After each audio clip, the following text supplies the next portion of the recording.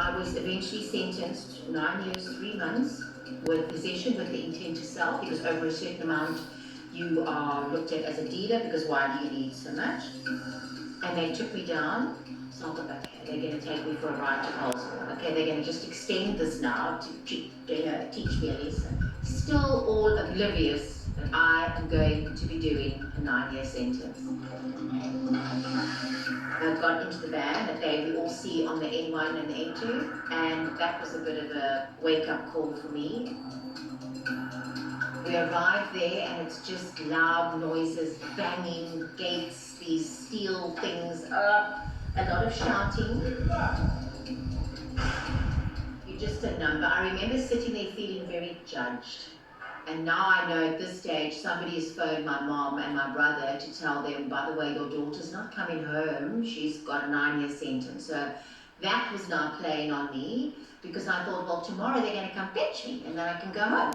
So I thought, if I can just get through tonight, I'll be okay. And you know, when one goes to sleep, you forget the situation that you're in. There's a calmness and a peace about when you go to sleep, and then you wake up and you open your eyes, and for that split second you realize, oh, I'm still here. All I wanted to know was if I could just have a phone call to phone my parents, and I got laughed at, because it doesn't work like that. The first 6 months in prison were hell. I arrived with this bulgy attitude, which I've now adopted again. I'm going to have to be that person again, else I'll never survive here. But what I didn't realize is having that attitude in a state prison like Pollsmoor wasn't going to go down well.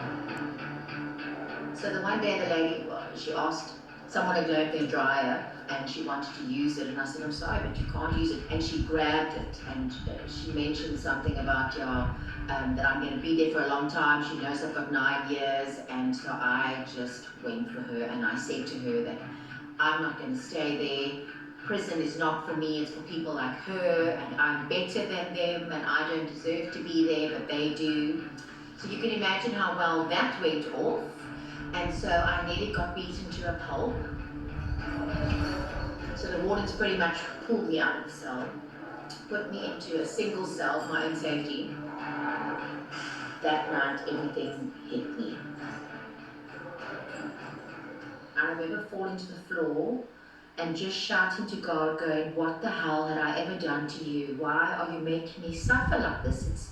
I don't deserve to be here. Those weren't my tablets, and why can't I just go home?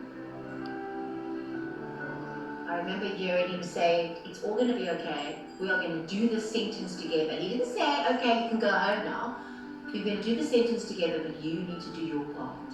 Tomorrow morning you need to wake up and you need to say sorry to these people and own what you've done. I was waiting at the gate and they came to open, and I said, right, can you take me back to the cell where they nearly killed me? So they first laughed at me, so I said, please do that. You can come with me and we can talk outside the grill. I need to say I'm sorry to those people. How dare I say that I was better than them? I am not. Dale brought Daniel, my son, within those 6 months for me to see him. I think after 4 months he brought him to me. That was really tough because I didn't tell Daniel either. One day I was there and then I wasn't there. So that was a bit hectic. But he, at his age, he didn't care. He was 8, he just wanted to see his mom, you know, but then he couldn't understand why mom couldn't come with. So that was a little tough. And then I thought I've got to keep busy. Now at this stage, everybody knows that I am a hairdresser. People started asking me to do their hair. So I had whatever I needed, and I had a booming business in Pollsmoor, and I was doing the wardens and I was doing everybody's hair, so I kept busy. It was wonderful. It's an attitude adjustment, and when someone can get to that place, it does show that you are dealing with whatever's happening.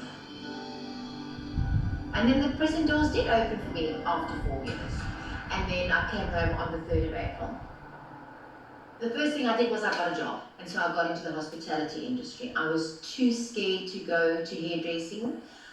I didn't have any confidence, strangely, and it's such a hectic industry that I thought everybody knew I went to prison, and I couldn't, I was ashamed.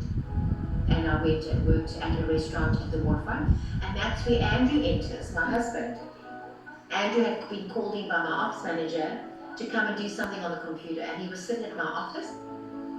Andrew's a very focused guy, so he was busy, he's not interested in anything. And so Peter, the ops manager, just said, oh, by the way, Andrew, this is Andrea, this is Andrew.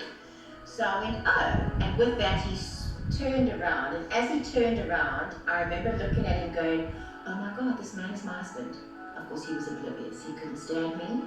He says, well, let's go for coffee. I said, but it's like 2 in the morning, where are we going to go for coffee? We landed up at this dive of a place on Main Road, Sea Point. He got a glimpse of who the real Andrea is, and soft-hearted, and he fell in love. And so 3 weeks later, he asked me to get engaged, and a year later, we were married. And he is the best thing ever.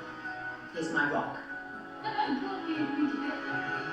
Andrew and I own, it's called Hope Holdings. It comprises of Stepney Salon Plumstead, Stepney Salon Durbanville, What's the Scoop, which is a Belgian waffle, coffee and milkshake bar. And so we work alongside each other, and he's my best friend. We're best friends.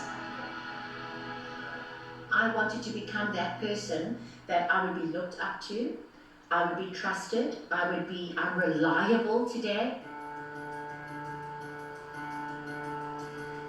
Now I do motivational speaking, I've been on all the radio stations and all the magazines, and everyone just wants to hear the prison story. I don't personally get what the big deal is. I just think I'm a normal person who got dealt a raw deal, dealt with it, took responsibility, came out, and I'm not special.